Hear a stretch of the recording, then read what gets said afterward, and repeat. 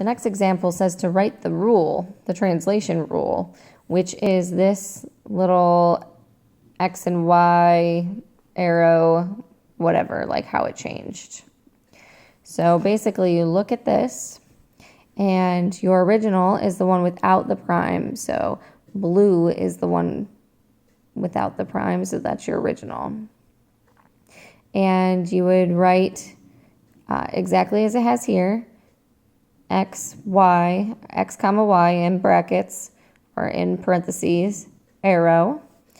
And let's see, you shifted from right to left, so it's going to be a negative sign. And you shifted up from down here up, so it's going to be a positive Y. So you'd take your, any value really, just take C and count 1, 2, 3, 4. So it went -4, and then it went 1, up 1, plus 1.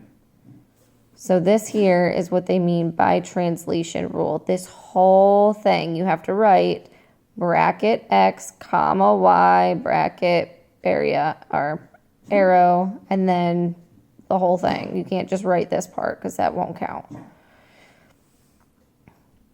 And this is use the side angle side congruence postulate. Notice that C, B, and C prime, B prime both equal 3, and they do. See, 1, 2, 3, 1, 2, 3.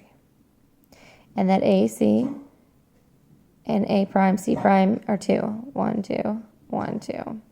The slopes of B and C and B prime, C prime are 0 because they're flat, so they're 0. And the slopes of A, C's are undetermined because they're undefined because they're straight up and down. So the sides are perpendicular. Makes sense? Should make this a right angle, and they're congruent right angles. So A, B, C, and A prime, B prime, C prime are congruent. Translation is iso equal.